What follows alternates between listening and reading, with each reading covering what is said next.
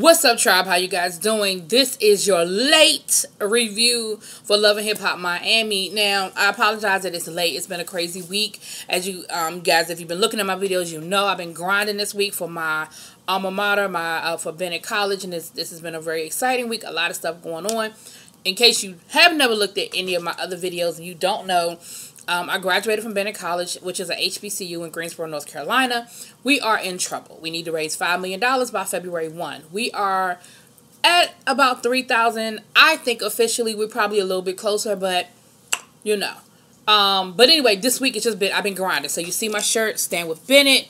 All the information will be in the link to make any donation. Look, $5, $10, $20. It's all tax deductible. I know we got people that are out of work with the furloughs and everything, but we back at work now. Even though I know y'all don't have no money, so I ain't even talking to y'all for real. Real talk.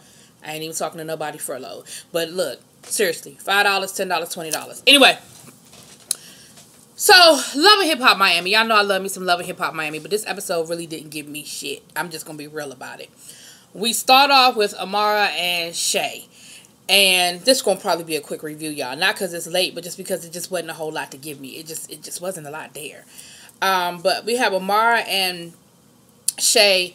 And basically that whole conversation was for them to recap the whole Jessie Woo situation, the whole Bobby Light situation, which we've already talked about in other episodes. And then for them to get on to the whole situation with JoJo dating Pleasure P. And we get a little more insight as to why Shea might feel some kind of way. Because my thing was, you dated this dude a year ago. He dogged you out in public, you know. Why do you care who he's dating? But from Shay's point of view, her and JoJo were cool. They hung out together. They spent time together. She said she'd been at her house. They were friends. She felt like they were friends. And then she went out and she said, and all of a sudden she started ghosting me. Like, I didn't hear from her. She wouldn't return on my phone calls. Then word on the street, I find out she's dating Pleasure. So from that point of view, I can see where she sort of feels some kind of way. However, I don't think y'all were as close friends as maybe you thought y'all were. Maybe JoJo doesn't see it the same way. But I definitely can understand a little bit more about how you feel like there was some sort of girl code violated. So anyway, Amara says, look, I really want y'all to sit down and clear the air. I'll be there. So y'all know that's going to be a shit show. Anyway, we'll get to that. Then we see Bobby Lights and Trina. We find out that Bobby is still waiting to hear from Trina about signing. Trina took Bobby to the studio with her for an interview. So it looks like she's sort of grooming Bobby. But again, Bobby is just like anybody else from this generation. They want, it's that instant gratification society that we live in, where they like, I want it now. It's supposed to be mine today. I shouldn't have to wait on it. It's here. And, shit just don't work that way, for real. But in this world of instant gratification and going viral and becoming an overnight sensation because of YouTube or Instagram or whatever, that's what people want. So Trina is like, look, I'm thinking about signing Bobby, but I'm still not 100% on board with it. Now, I don't know how much of that is storyline and how much of that is real. But I'm going to go with the real for a minute. Because storyline, it is what it is. Bobby, you talked a lot of shit about Trina. You have calmed down a lot, it seems like. But you spent a lot of time last year and before that talking mad shit about Trina. Trina's your cousin and she wasn't this and she didn't that. Da, da, da, da. Even last year you kept going back and forth with her. Y'all are at a good place now. But Trina's thing is, I need to make sure that he understands what all this is. And I need to see some consistency and some dedication. But she's let you open up shows for her. She's gotten you a booking agent. She took you to that interview. She ain't had to take you to that interview. So it seems like there's some really good things going on. But, Bobby's like, well, look, I've had another record label interested in me, and maybe they'll know what to do with me. Maybe they'll be able to make a decision. Hold on, y'all. Sorry. Maybe they'll be able to make a decision, da-da-da-da-da. Then we find out that Trina is having some problems with her team. Her assistant, who we met on last season that couldn't get along with Bobby, He's been MIA. He's been out here trying to make deals. He telling people he's her creative director, but he's her assistant. Come to find out, he went behind her back and tried to broker a deal. Trina's coming out with a sunglass line. Old boy done went behind Trina's back and tried to broker a deal with the company that she's doing the sunglasses with. So Trina was like, okay, I'm jumping ahead. I'm just going to go ahead and finish this out. Trina was like, okay, well, I need to have a meeting with my team and find out what's really good, like what's going on, because my album is late. I got my assistant trying to be, trying to use my name to broker deals. My manager, he's MIA because he's dealing with Amara and he ain't giving me the same attention that he's supposed to be giving me. Like, what's really good, family? So she calls them together, and the meeting was ridiculous.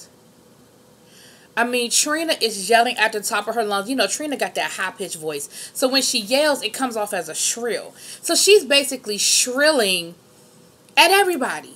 I mean, what's going on? I mean, I need my meeting. My album's supposed to be out 3 years ago. I've had all these other friends, their album that came out. What we doing? What's really going on? What's good? It really was ridiculous. And I love Trina. I'm Team Trina. I like you, Trina. But that scene was ridiculous. You ain't give nobody a chance to say nothing. And then when you started going for your assistant, I ain't saying he was right. But the way you were coming at him, I probably would have done the same thing he did. I mean, what were you... She said, you telling people you my creative director? He was like, well, I feel like I am. You don't just give yourself no damn title. Anyway, she ended up firing him. Julian, who was Amara Lenegra's manager, he didn't even jump to the bait. He was like, I feel like, we need to revisit the game plan and set some things in order. Like, he didn't even jump to the bait. It was ridiculous. And then at the end, she ends up firing the assistant, and he rolls off like, and he was like, all right, well, I'll see you at the top. All right, then. So, there's that. I just went on to finish that whole storyline up. Then we see the guys get together at the Cigar Bar. We got Pleasure P, Chaotic, Hollywood, and I think Prince might have been there. I don't know. And they doing what they do. They talking about, they asked about the Pretty Ricky album and this, that, and the other.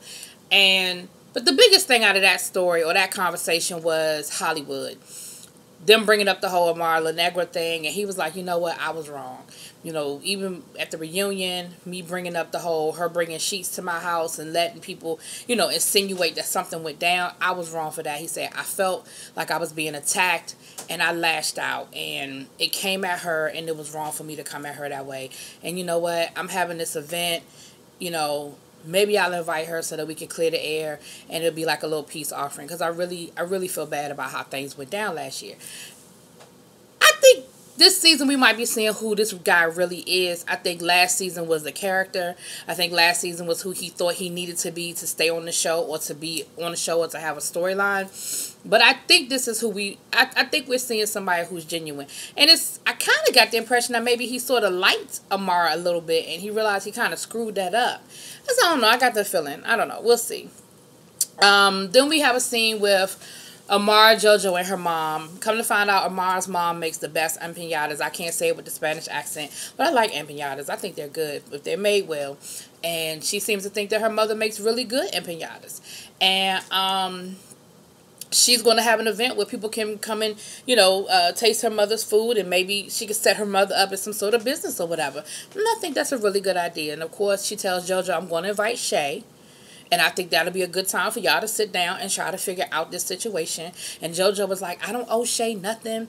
Shay ain't nothing to me. We wasn't friends. We wasn't girls. I don't owe her nothing. JoJo get on my nerves. Her whole purpose on this show is irritating my soul. I'm just going to be honest with y'all.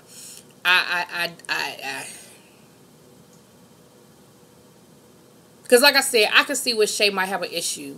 And JoJo, if you being honest and not getting caught up in your own bullshit, you would understand that she might have an issue. Shay not mad like she still got feelings for Pleasure. She's like, me and you were girls. And then, like I said, come to find out, they had actually had a conversation about Pleasure. And JoJo was like, oh, no, I would never mess with him. Just like blah, blah, blah. So, anyway. So, again, like I said, y'all know what that's going to end up being. We'll get there. So, then we have a scene with Bobby Lights by the pool with Shay and Tip. Now, let me tell you something. What I can appreciate is that Miami Tip always keeps it real. And in this scene, Shay keeps it real. Bobby's talking about how, you know, he's thinking about signing with another record label. And they told him point blank, you would be stupid to do that. First of all, Trina's family. Second of all that Trina has done for you, she might not have signed you to her record label, but all that she has done for you in this last year, first of all, she forgave your ass for the bullshit you was saying out there in them streets about her. Second of all, she done hooked you up with a booking agent and you actually making money right now. You might not be signed to her label, but you are getting gigs because of her. Third of all, she's actually let you open up for her. So even if she needs a little bit more time to figure out whether this is going to be something that works for her and for you. I feel like you owe her that. And they told her that. I mean, they told him that. And, you know, he kind of, you know, had his little tail between his legs for a minute, like, oh shit, because I think he thought they was going to hype him up and like, yeah, you better go with the money. And they were like, money don't mean shit. Like, you getting way more from her than money right now. And money ain't shit. Like, you need to really check yourself. I said, oh, did they get them together? So, we have the event. DJ Hollywood is getting a plaque. I don't know if it's platinum plaque, gold plaque, whatever, diamond plaque these days. I don't know. And then him and Amara get to have a conversation. And basically, he tells her the same thing he told the guys. That he was wrong for what he said. He apologized for putting it out there like that. He felt attacked. And, you know, that he really wants them to just start over that. He wants them to just be cool again. Be able to hang out. Maybe even spend some time together. And Amara was like, let's take baby steps. Like, we cool. And we can see each other socially and it not be a problem. I don't know about seeing you privately. I don't know about that yet. But, you know, it was cool though. It was a really nice thing. And I was happy to see it. Because a lot of times we see a lot of that bullshit go down. And we see the arguing and we see the fighting. But a lot of times we don't really see the genuine apologies. And so I can appreciate that. Alright. Let's get to the last of this bullshit. So Shay has a conversation with Baby Blue. And, of course, her and Baby Blue are cool. She was like, I know he gonna always keep it real with me. She ends up inviting Baby Blue to come with her to the event, the Empanadas event. But they also talk a little bit about the situation with his brother and his dad. And he was like, you know, he needed to just sit down with my father. He was like, you know, my father is a street dude, so he don't really do all that emotions and stuff. So you just got to come at him street. That's how my father is. He a street dude, and that's what he responds to. And I was just like, so, you know, we know that there's going to be some sort of sit down or conversation or whatever had with him and the son or whatever. Okay, so here was a really interesting scene. This was actually one of the most interesting scenes that we saw. Now, we saw Jesse Wu excited. It was a scene earlier on. I didn't really talk about it because there ain't a whole lot happened. But Jesse was working with these super producers. They've, you know, done hits for, you know, everybody from Jamie Foxx to Beyonce. And she was like, you know, she did a song with them and she's looking forward to seeing what happens. She said music has always been her first love, but she's just a lot of times been burnt by the industry, and that she hopes that this is going to be something that's going to work for her and that she's not going to get burnt this time. So we see her meeting with them in the studio, and she's asking them for the record, and they were like, you mean our record? And she was like, yeah, I mean, I sang on it, so don't I have a right to have a copy of it since it's my voice? And they were like, no. They were like, now, if you want to pay us $35,000 for that, you can have the song. That's how much the song costs. You know, that's what you do. And she was like, I don't have no $35,000. What you talking about?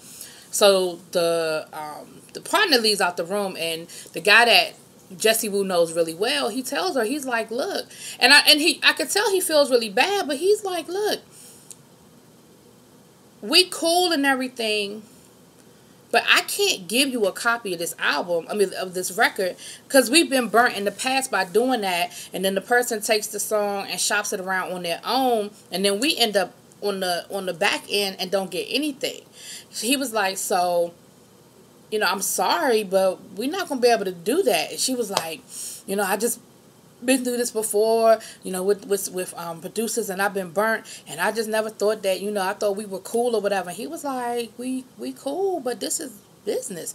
So look, and for all of y'all that know more about the music industry than I do, drop it in them comments. But what it sounds like to me went down was, and again, if I'm wrong, fix me politely.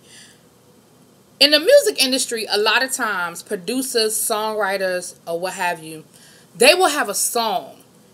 And they will get people to sing the song. And I think they're called scratches. And that, so like they would get Jessie Woo to sing the song that they're trying to shop. And they'll play it for Beyonce. Or they'll play it for Rihanna or Mary J. Blige. So they can hear what the song is supposed to sound like and decide whether it's what they want. And then if they say, hey, I would like this song, then they buy that song from those producers and Jessie Woo's vocals just go away. I know that has happened. I know that happens. I don't know if that's what happened in Jessie Woo's case, but it sounds to me like that's what it was. Like they asked her to sing this song for them so that they could shop it around. And that's why they're like, no, you don't get a copy of the song. And then they were like, well, you can buy it from us because, see, they want to play that song for Beyonce. They've worked with her in the past. And if they think that that's something Beyonce would like or it's a sound she would like, they're going to play that song for Beyonce. And if Beyonce says, hey, I want to put that on my album, they're going to say, cool, it's $35,000. And then Beyonce is going to cut a check. Or Parkwood's going to cut a check. That's my understanding. That's what happened with Milli Vanilli. Now, I know some of y'all young folks won't know who the hell I'm talking about. But that's what happened with Milli Vanilli. And that's what happened with, what's her name? Martha Wash. Martha Wash would sing all of these songs so that these producers supposedly could sell the songs, and then they ended up just using her voice and then tried to dick her out her money. She eventually got her money, but she had to sue them and everything like, whoa, whoa, whoa, you can't just use my song. You can't use my voice without my permission. That's not what I signed off on. So that's what it sounds like happened to Jessie Woo. And so what I'm trying to figure out is, Jessie, you said you've been through this before. You said you've been in the industry. You know how the industry works. Then you should understand that. And you clearly had to sign something. Or they would have no standing to say, no, you don't have any rights to this song. That's, again, fix me in them comments if I'm wrong. But that's what it sounded like went down to me. So she was upset and she was hurt. Her makeup was beautiful though. And the scene when they were at the sky thing, her makeup was beautiful. I don't know if she does her own makeup or what, but it was beautiful. All right, last but not least, we got this whole scene with Shay, JoJo, Pleasure P, Baby Blue, and Amara's mama's empanadas. Amara rented the food truck so her mama could sell these empanadas and had this little event, so that people could get to know her mama's beautiful empanadas. Right? Cool. Shay shows up and she confronts JoJo. And of course, y'all know how that went down. It didn't go well. I like Shay's little wig she had on. It had like that little slick back, like you just got off the pool, slick back look. It was cute. It looked cute on her too. It was red and it looked really nice. She looked, I ain't like her outfit, but that looked cute. They get to arguing back and forth, and y'all know what ended up happening. JoJo threw a drink. Shay was going to fight her. Security came through. Boom.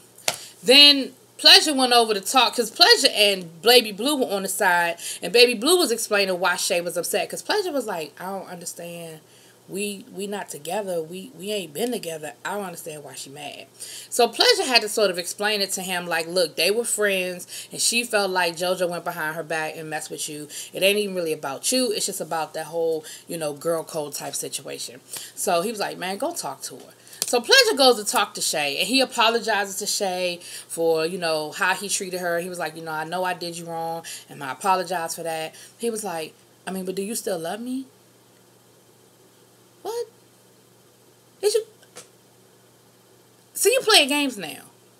Why would you even ask this woman that question? Regardless of whether, because either A, you still have feelings for her and you trying to see what she is with it, which is disrespectful to JoJo who's just standing right across the room. Or B, you playing games and you just want to be like, so you still love me, huh? You fighting over me, huh? And it's an ego thing. Either way, you're wrong for asking that question. Then you got Amara over on the other side getting in JoJo's head talking about, if y'all supposed to be dating, why he over there talking to her? Now, Amara, you normally my girl, but I didn't like your mindset on that because I do feel like, I don't feel like Pleasure P was out of pocket to go and have a conversation with Shay and try to clear the air with Shay and make sure everything is cool. I don't think he was wrong for that. And I feel like you putting it in JoJo's head that he was being disrespectful or he was doing something wrong, I think was I don't think that was cool. And then she tells her, if you decide to keep dealing with this dude after he treating you like this, then don't say nothing to me about it. I don't want to hear nothing about it. I don't want to hear nothing about it. And I'm just like, I don't think that's fair, because I don't think he's doing anything wrong. But anyway, that's where the episode ended. So we'll see where it pick up next week, y'all. Y'all let me know what y'all think. Peace.